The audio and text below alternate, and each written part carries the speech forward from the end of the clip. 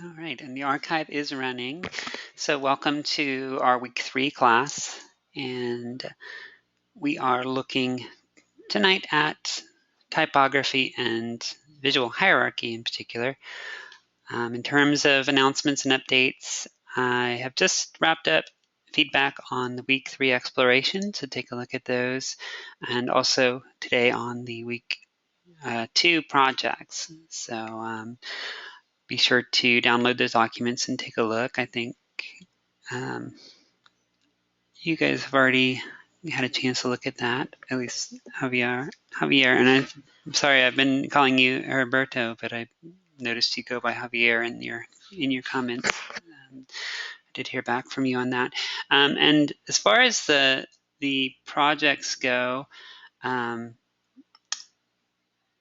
each time you turn it in, based on my feedback, you can make the changes, make any kind of revisions based on what I have said in the feedback. And then on the next submission, I'll go back and revisit what you've done previously and make changes to your grade. So, and that goes back throughout the weeks.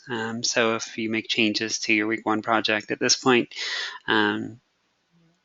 hopefully I'll catch that and make the grade change accordingly.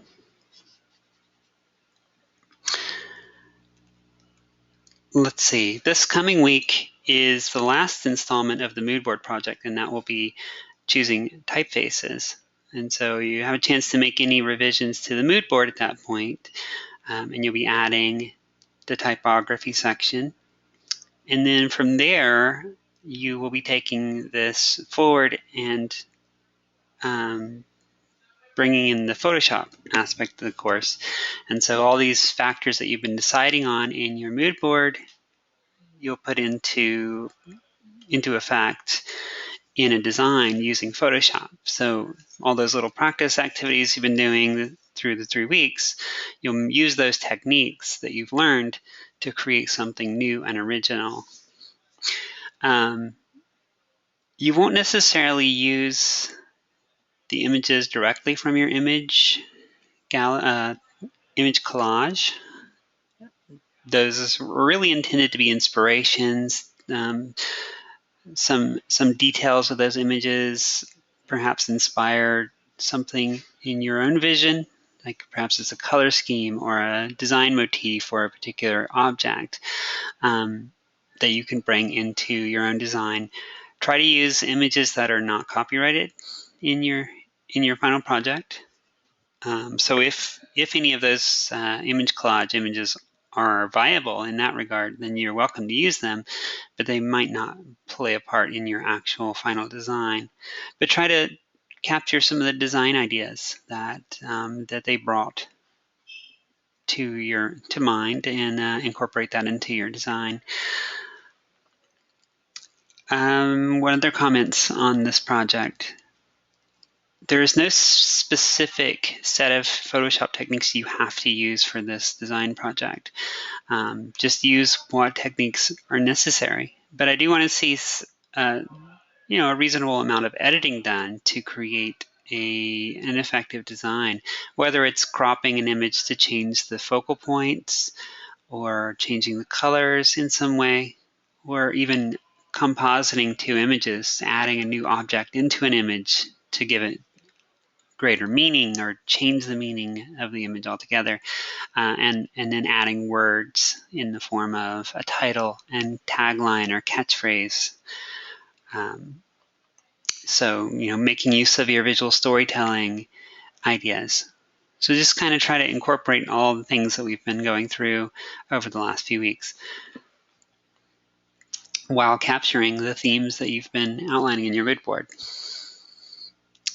Are there any questions or concerns that I can comment on at this point?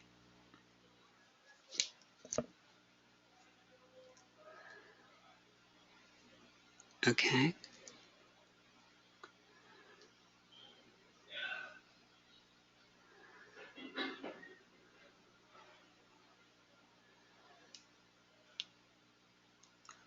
And yes, we're going for copyright-free here with this design. And the reason for that is that this could potentially be a project. If it goes well, it could be something that you use for your professional portfolio, and you don't want to have copyrighted imagery in there and running the risk of any kind of infringement issues.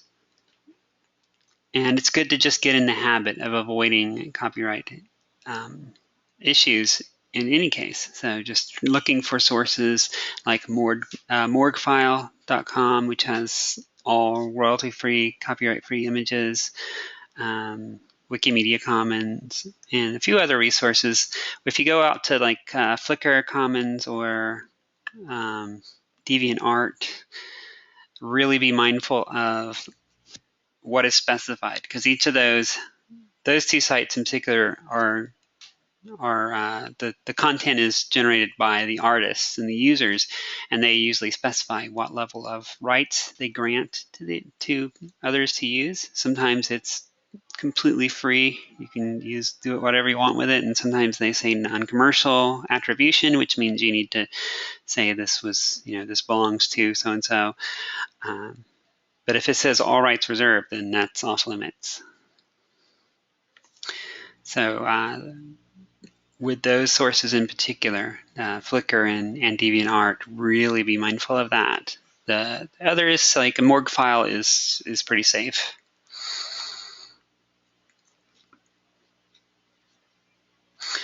So that will be the culmination of what we've done this month, and kind of a chance for you to demonstrate all the various things that you've learned this month.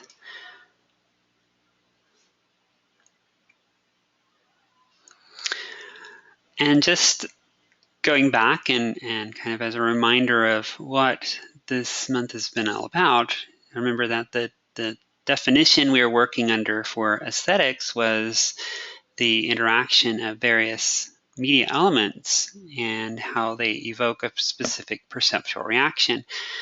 So far we've covered the media elements of the use of imagery and words to convey a story, the element of color, both for creating meaning and creating visual energy through color psychology and color. Brain just went blank through color theory. And now we're adding another layer, which is the focus on the use of typography and style. Typography is a really huge subject, and it can get into details like leading and kerning and various other aspects of formatting, and I'm not covering that this month. That is more of a graphic design issue, and Canon does have classes completely dedicated to that topic. What I'm really focused on right now is more of the style, just the overall look and feel of the typefaces that you use, and how that adds to the overall impression that's created. So just like with color, picking those specific colors to create a specific personality or impression, picking the right typeface is just as important. If we were to look at any brand style guides out there, we would, in addition to the colors and the use of the logos, we would also find the typefaces. And they will specify which typefaces are the official typefaces of the various brands. Like, for example, if we were to find the Boy Scouts of America style guide, which is available online, you can find it. You'll see that I believe their body typeface is Helvetica, and that's what they would use in any publication or media that's created. And I showed this example last week in terms of color. It also is true in terms of the typefaces, and this is Burger King, and notice that they're pretty consistent with the use of that really heavy, bold serif font throughout this example. But if we were to look at their websites, you'd still see that same typeface, and on the packaging and on the advertisement. So it becomes a recognizable part of your brand identity. When someone sees that typeface in conjunction with those colors, you recognize that as this is Burger King.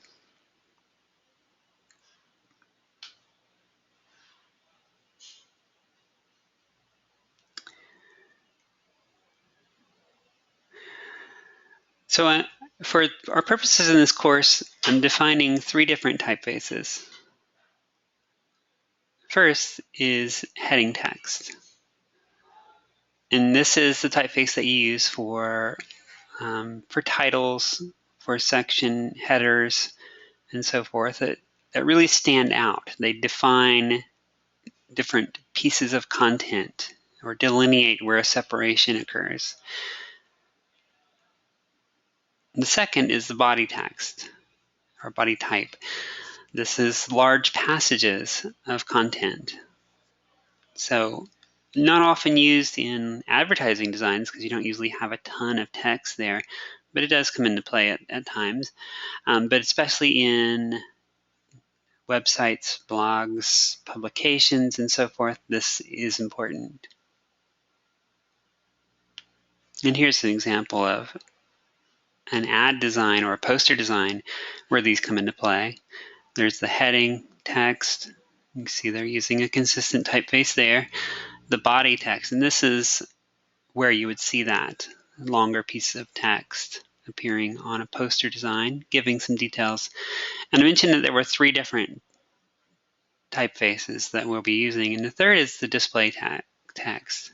And display texts are usually more stylized and more have more personality and are used for large titles and brand names. So these are the 3 that you'll be defining for your own project in the mood board. Actually, this display text is optional, but the other 2 will be integral to your design.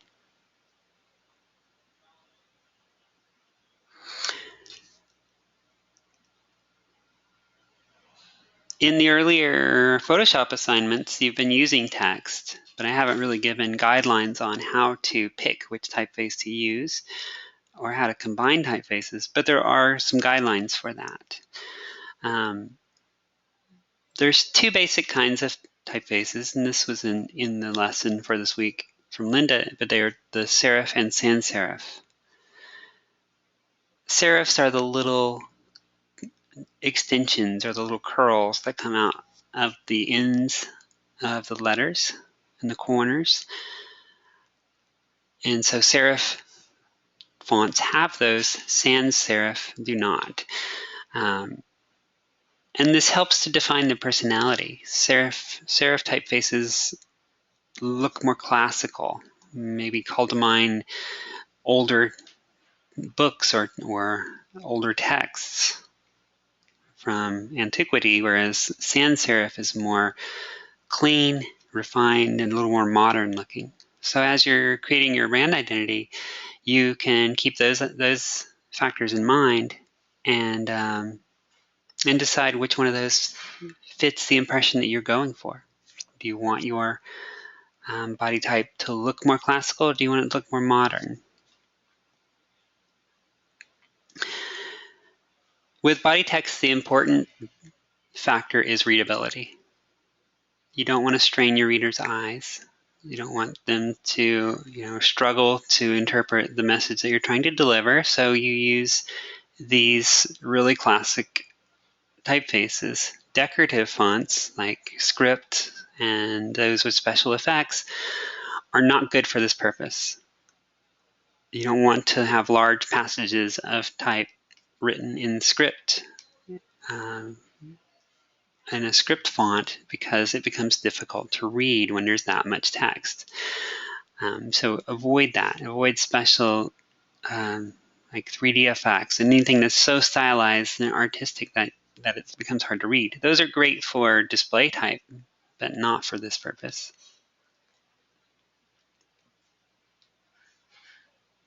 The other important factor with the body text is shareability.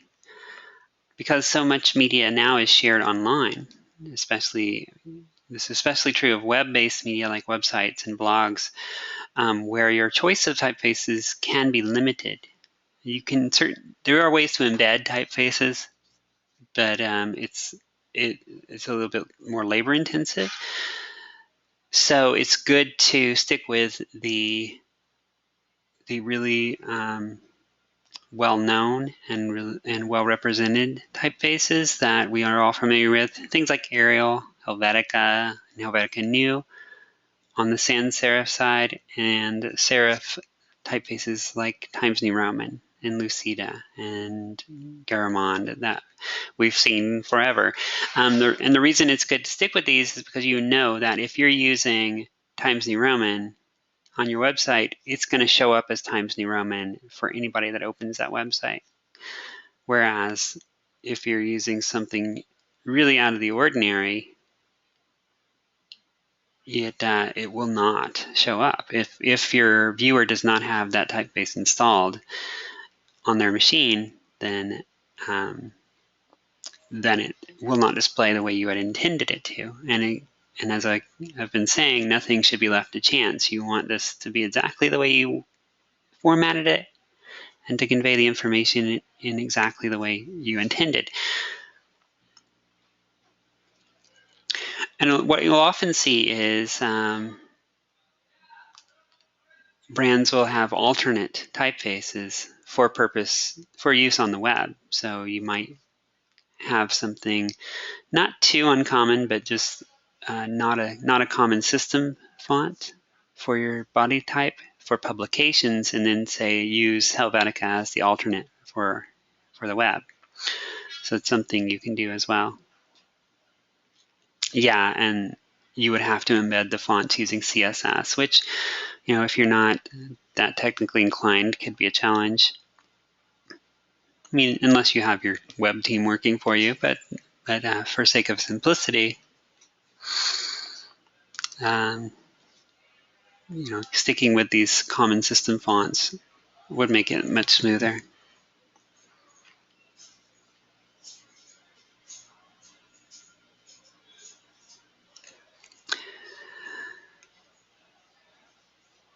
Are there any other comments or questions so far?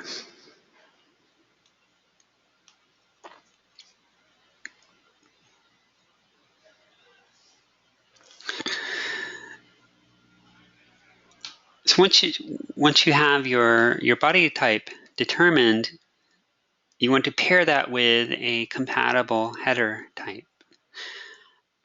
And this is where there are some rules of thumb for combining typefaces so that they complement one another, but also stand out. You don't want them to look too similar because then it becomes more difficult to differentiate the headers from the body type.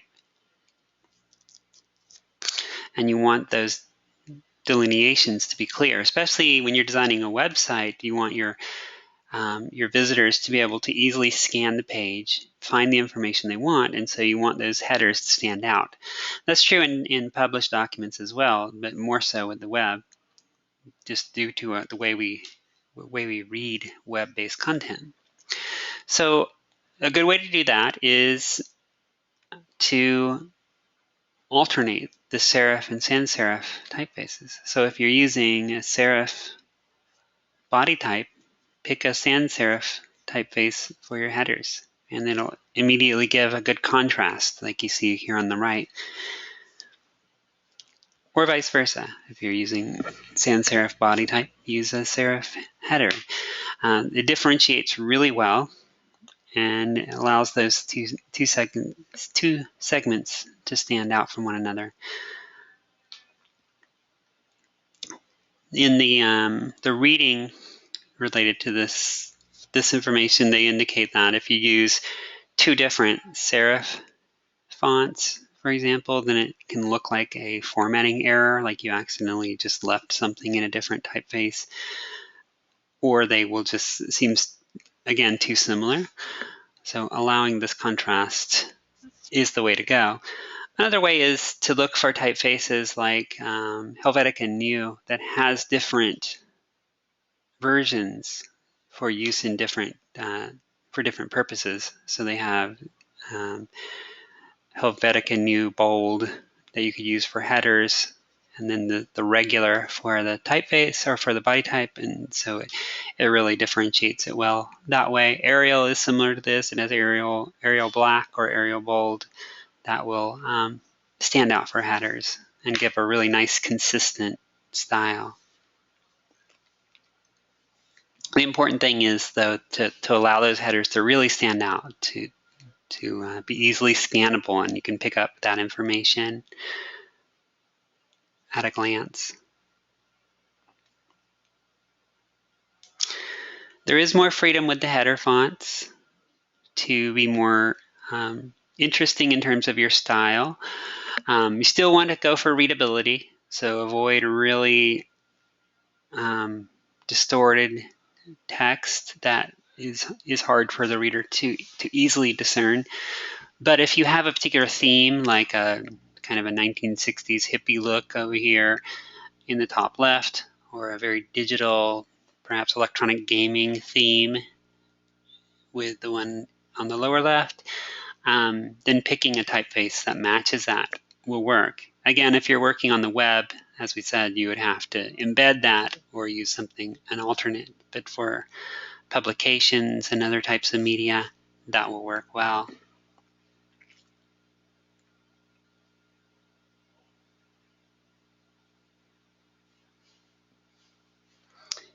Here's just a quick example. You see some display type with the script style font,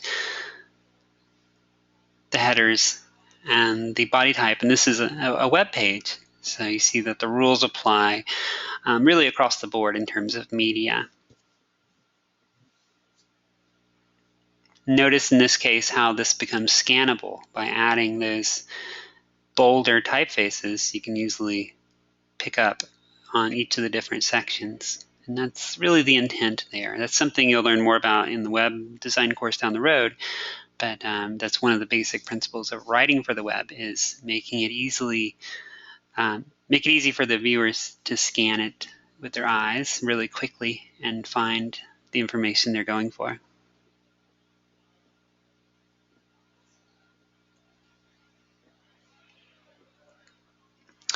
And then there's display type. These are some of the iconic display fonts out there. And you see how this becomes an integral part of branding. You don't even necessarily need a graphic logo design if you have a typography that's this iconic, especially Disney and Coca-Cola. If you saw that typeface, regardless of what was actually written, you would recognize those, right? That's pretty universal. I think the Harry Potter typeface is on its way to becoming that way as well. But these are kind of cultural icons. And so if you want to have a particular typeface associated with your brand, something that really speaks to you, that you think captures the personality of your subject, then you can include one of these and add that to your mood board. I don't have a place for it specifically, but you can add that in if you want. You have that option. I would say only go for a display typeface if you have a really good purpose for it, if it really fits well. Otherwise, you could go with a more graphic design style logo to establish your brand. Even on Mars, what was that in regard to?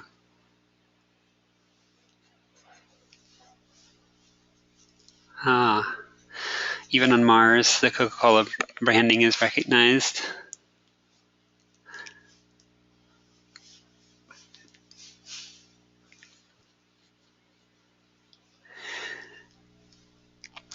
Are there any questions on these, the various typefaces you'll be selecting and some of the rules as far as combining those?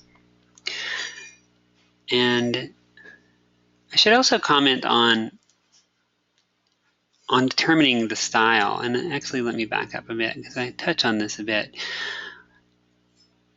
This is where a good knowledge of pop culture, of history, and especially art history comes into play, is picking a typeface that matches the themes and the style that you are going for. Back in week 1, you created the first visual stories in Photoshop, and part of that was picking a typeface that suited the image. Like if you had the Old West photo, you want something that's an Old West theme. And so having a knowledge of what was common in that time period becomes important. And that's a pretty massive subject, and I couldn't possibly cover all the different options at that point. But it would be a matter of doing some research. So if you wanted to go for like an Art Nouveau style, then you might go online, look for some of the Art Nouveau artwork at that time, like Alphonse Mucha's paintings, and see what those typefaces looked like. And you can find those on dafont.com and so forth. You can find distinctively Art Nouveau, for example, just as one instance. But take the time to go out and see what is associated, because I have on occasion seen some that just have a disconnect. For example, using a typeface that has a very early 20th century carnival or circus look in the wrong context will throw off the impression that you're going for. So be sure that you recognize what those typefaces are if they're highly stylized. Using some of the common typefaces like your Arials and Times New Roman doesn't really carry a lot of connotation, but if they're more artistic, then they probably do connect to some time period or genre.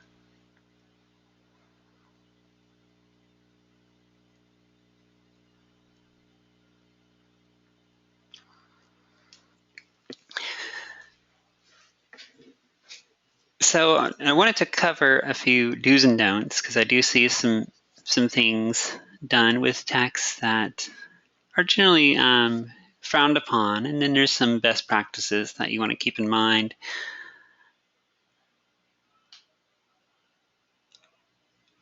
First and foremost, as I say, is readability. You always want your text to be readable, especially the content, the body content.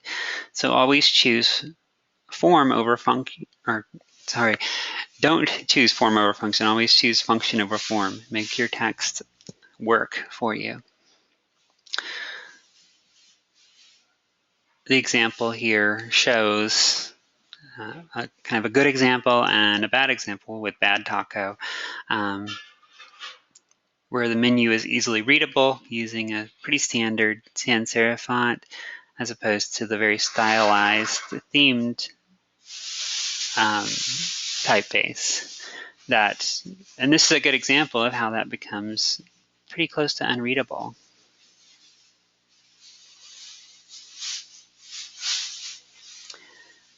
Related to that is, don't use too many typefaces. Occasionally you'll have a particular artistic vision that makes use of a lot of different type styles that create sort of an interesting look. But in general, that's going to end up being very jumbled looking and chaotic. So stick to one or two typefaces, just like we've been looking at. You have a header, you have your body type, and most of the time you won't go beyond that. Pretty much every graphic design resource that I've watched or read has said usually most projects will involve one or at most two typefaces.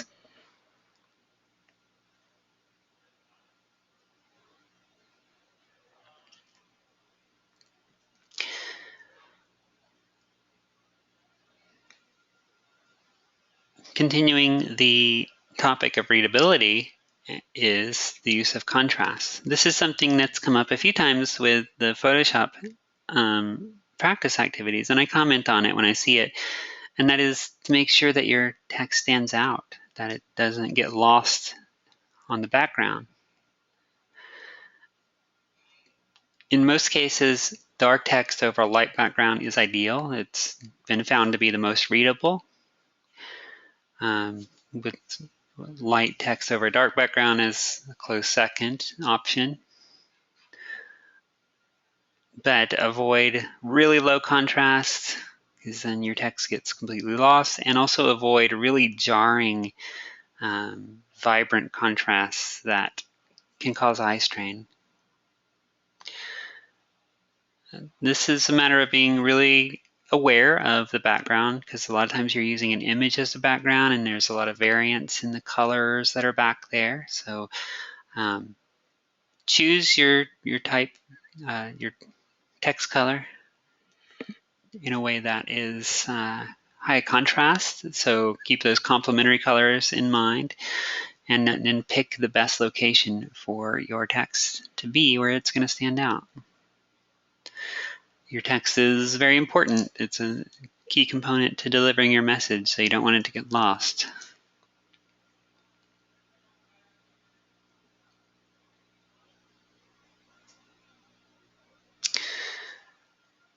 Here's an interesting one, and I'm gonna ask you guys to look at this one. How would you read this particular message if you were to come across this piece?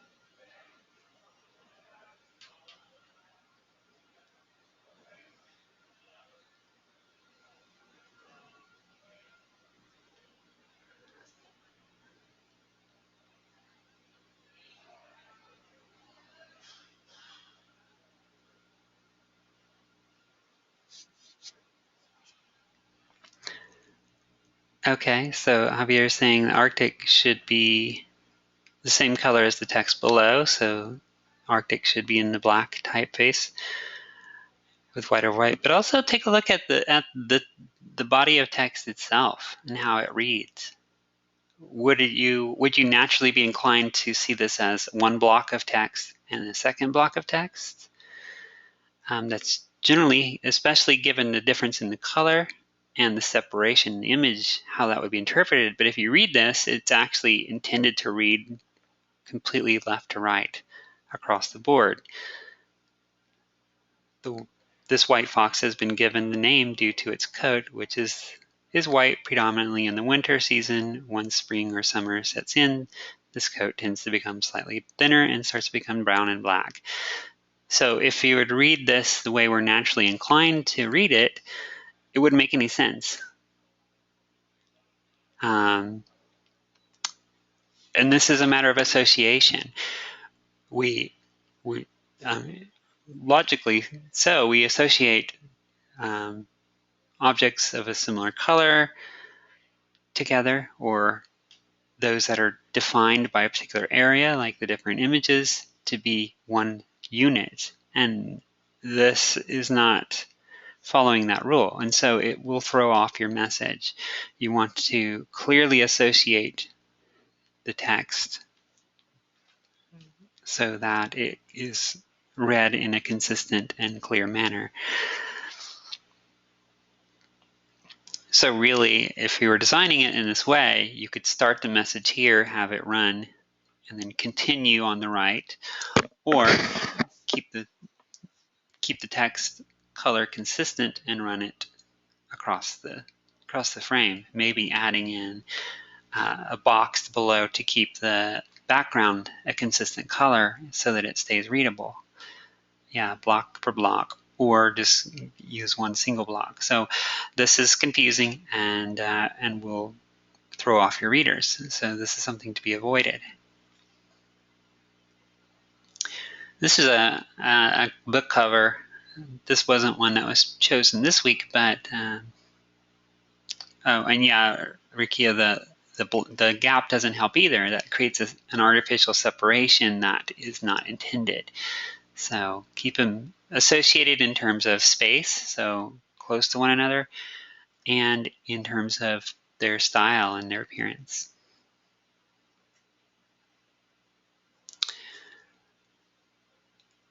This is a book cover that uses a similar principle, but in this case, they've used the colors to differentiate the two sections. So Capture the Flag is the title, and then the red text, The Stars and Stripes in American History, is the subtitle, although that runs right into the author's name, which isn't differentiated. So again, that's a matter of association. This is a very, they've taken some artistic license here. This isn't a layout I would generally recommend because of the potential for it to be confused in that manner. So here it is without the color, and you see it becomes a little less clear.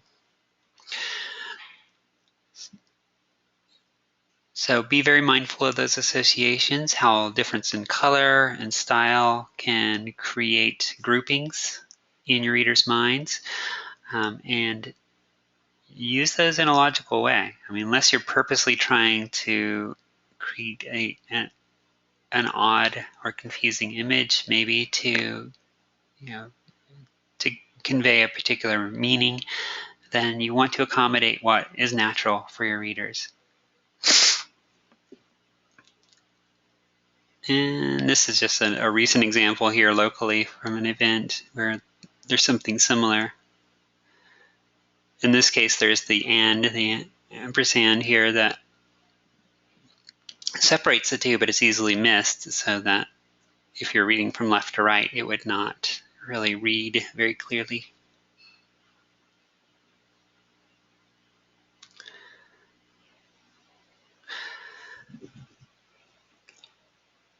Going along with that idea of accommodating how we naturally read, you want to think about how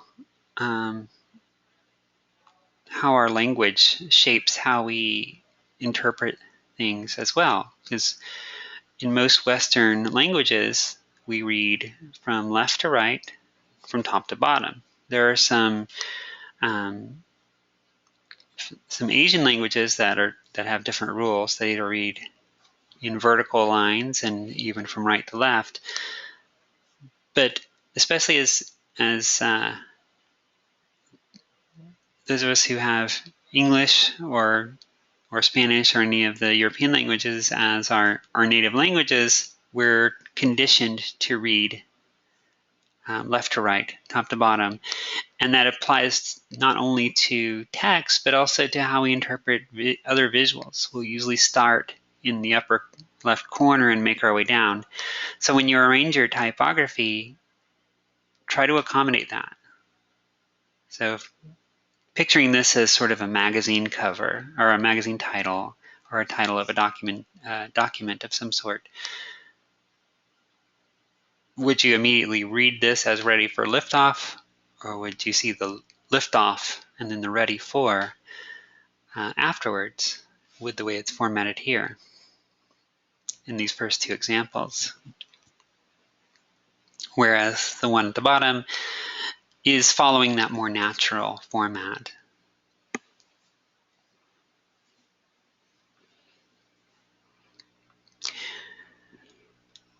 And so, yeah, there we go. So you don't want to confuse your readers. The moral of the story is don't confuse your readers, don't confuse your viewers. Try to accommodate how they naturally interpret information so that your message is clearly communicated. And once you have that down, once you understand that that's how it works, you can start playing with those rules in order to create particular impressions. Like if you wanted something to just feel chaotic, and at some of the book covers that we looked at, did that, then you can kind of twist these rules around, but that should be done very purposely with the knowledge that you are breaking the rules.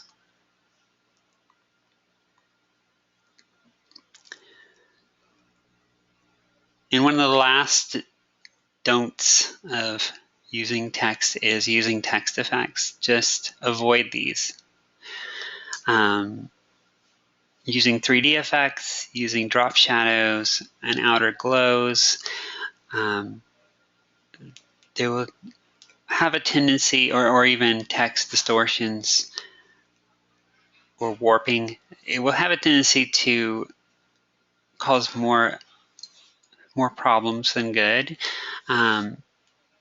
If you really know how to use these effects, you can do some interesting things with it, but in my experience, a lot of times when you're applying some of the 3D effects that Photoshop offers, it just makes it harder to read.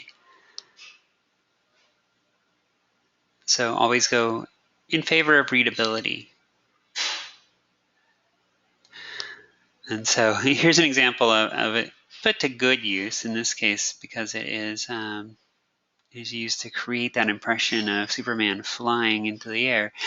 And it's done by an experienced graphic designer. So if you have a good purpose for that kind of effect, then use it, but avoid it if it's not integral to your design. And sometimes just a very subtle alteration to the formatting can go a long way. This was from the exploration. Somebody had chosen this for the exploration, and you see how just tilting the text a little bit to follow the slope of this mountain creates that sense of movement. We feel like that's moving upward into the towards the peak, and also feel the kind of the gravity of these mountain climbers as they're trudging along through the snow. So it really supports the theme. And also, it's no coincidence that this slope goes upwards to the right. Again, that's tying back into our language and how we would naturally expect this to move from left to right.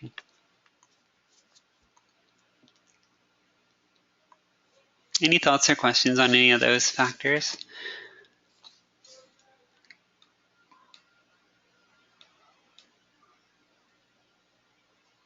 Okay, so those are some things to keep in mind, especially with your Photoshop projects coming up.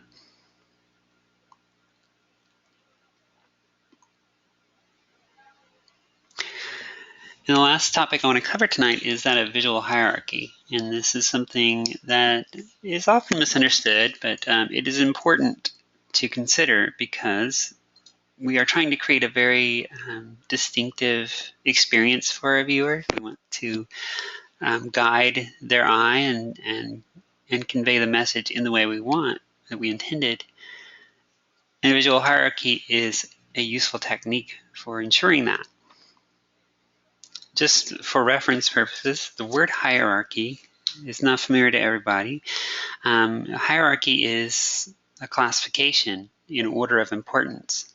So perhaps a really well-known hierarchy is that of sort of medieval society, where you have the peasants at the bottom, and then the knights, who are the nobles, or the knights and the nobles, who are the higher levels of society, and then the king and the queen are at the top. So this is the hierarchy of the social order. Translating that to visual hierarchy, then you can think of this as what is visually most important or most attention-getting, and put the elements in order from most to least attention-getting. So that's the hierarchy. So the dominant or most important elements will be noticed first. These will be the things that really catch your eye, whether it's through the use of color contrast or size, or being pointed at through use of the shapes on the screen. And so these will be the things that catch your attention first. Usually these are the most important parts of the message that's being conveyed. And then only after you notice those first parts, you'll notice the subdominant elements. These are important, but not as important. So they might play a part in conveying a visual story or communicating a message, but they're not the most essential things. And then after that, it's just the details, the background, the playing field that everything else is placed upon. So let's take this example. What would you say is the most dominant element in the visual hierarchy in this design? What is the first thing you notice? Okay, Rukia says the perfect blend. So the text.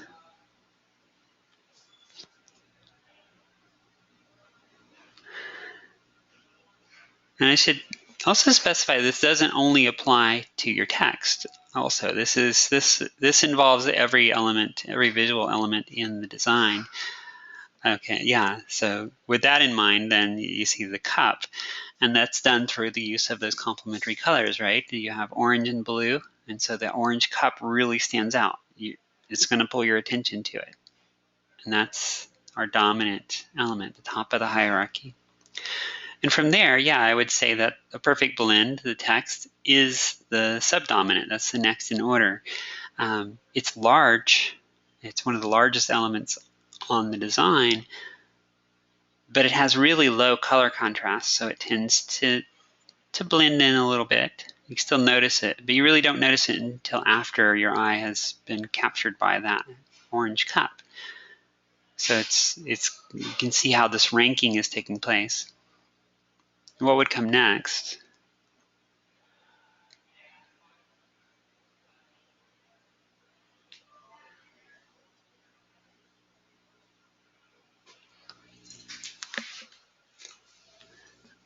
Okay, so Katie, or Katie Day, the name, and I believe that's the name of the musician who's performing at this cafe.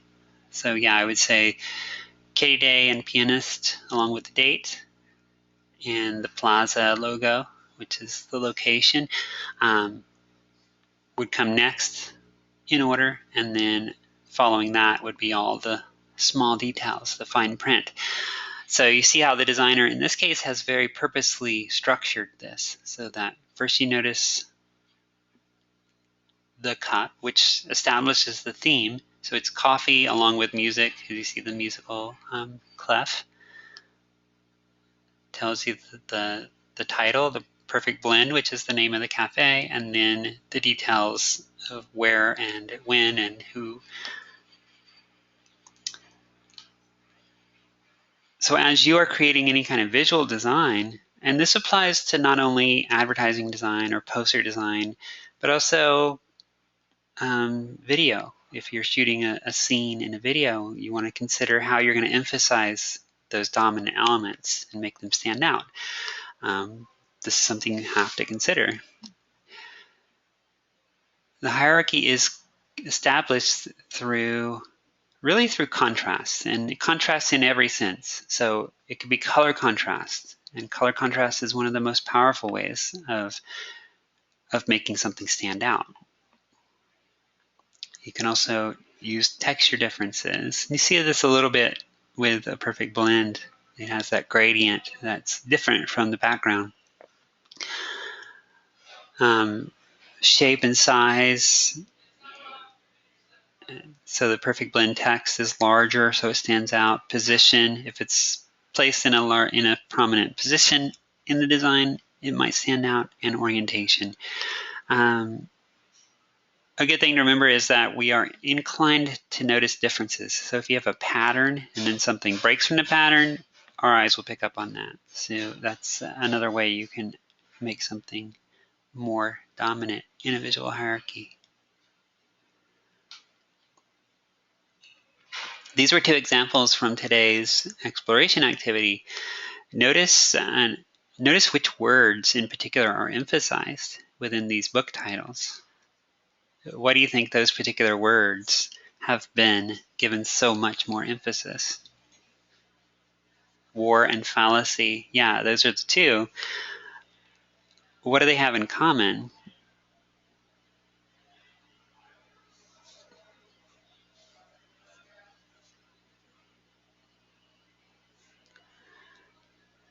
Right? Visually, they are very big. They're bold and in caps, and that makes them stand out. That makes them the dominant element on the visual hierarchy.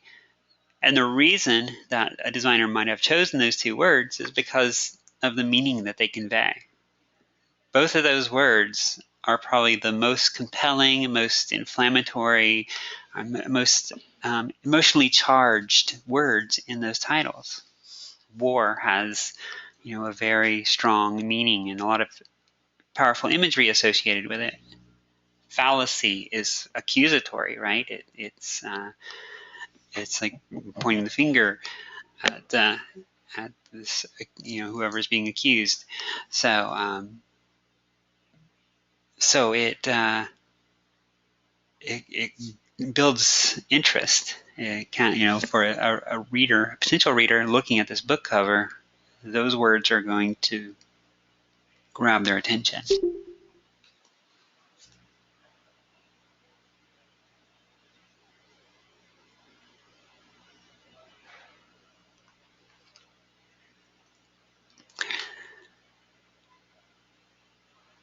You can also use negative space and color contrast. This one on the right was from an exploration activity. You see how that complementary color again brings our attention to that little bubble where the title, the author and title are placed. And also the use of shapes and line. This is a very much an artistic principle. Look at how all the lines in this cover on the right, on the left, draw our eye inward towards that central spot. So you can use those, that's called leading lines. You can use those lines to direct attention directly to where you want us to look.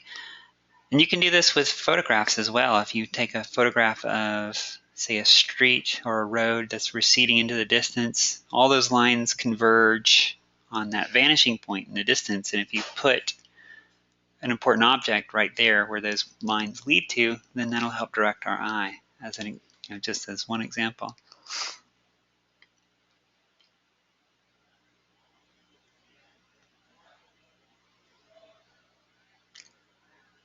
Another example of an object being the dominant element instead of the words, that big fist really dominating the center of the page with Kirby, the King of Comics, and those vibrant colors helping to pull attention to the title and the author. Let me back up a minute because I want to comment on something in particular. And I don't know if I have a good example, but we'll use this one. This one on the right. When a publisher is publishing a book, they have some choices to make. And with a cover, of course, they have to have some cover art, but they also need to think about, do they want to emphasize the title of the book, or do they want to emphasize the author? Because sometimes the author's name carries a lot of weight. It carries a lot of recognition. If you have a really well-known author, then just the recognition value of their name alone can draw an audience. Right, yeah, so as Ricky says, you'll often buy a book based strictly on the author's reputation and their past work. So when you look at some of these book titles, you can kind of see some patterns. Is the title really compelling and that's what's going to draw attention? Or is that author a big enough name to where you want to get their name out there? You want that to be what's noticed first. And so this is how some of the decisions you make when you're creating your visual hierarchy. What is most important? What's really going to matter most to your viewer? And influence them in the way that you want to influence them. And that doesn't always apply in every case in the same way, but book titles or book covers give a really good example of that. But even in the case of movie posters like we looked at last week, if you have a really big name actor starring in the movie, then you'd emphasize their names perhaps over the movie title. And yeah, Javier, you recognize the importance of Jack Kirby in the history of comic books, and Stan Lee as well. So for that particular audience, those names matter, and those names would carry a lot of weight. To someone who's not a comic book fan and isn't immersed in that world, those might not have meaning, but you have to take your intended audience into account. Same rules apply for web design. Deciding where you want your viewer to look first, whether you want them to see a title right off the bat, or if you want them to look at a particular navigation element. Oops, wrong direction. So this is one we saw last week. What's being emphasized is the register now, because that's a call to action, right? You want that to be emphasized, and you want the main message to be emphasized. So they've used color to do that. And yes, I was just catching up on your comment about being a comic book collector since the 80s. I have at times been a comic book reader, not as much anymore.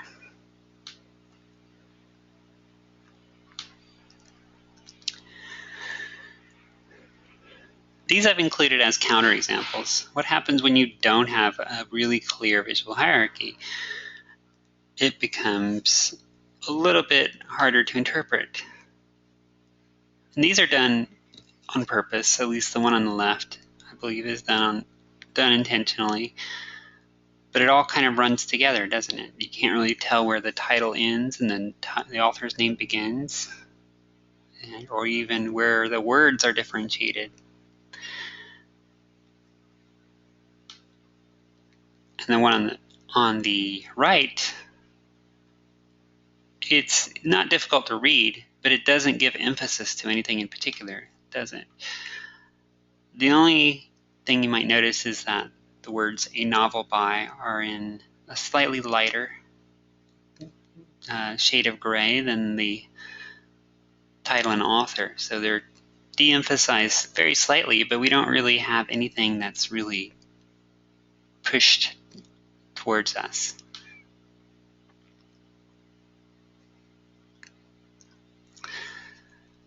So I'm offering these up as counterexamples, sort of what not to do, at least at this point in time. Really try to create a clear visual hierarchy in your work. Tell your viewer where they should look first, where they should look second, and so on down the line. Once you've got that pretty well mastered, then you can start playing with the rules a bit and doing things that are a little more stylized, like the everything is illuminated cover. But to really try to have a good grasp on the guidelines of visual hierarchy before you start winging it a bit. Are there any thoughts or questions on anything that we've covered so far?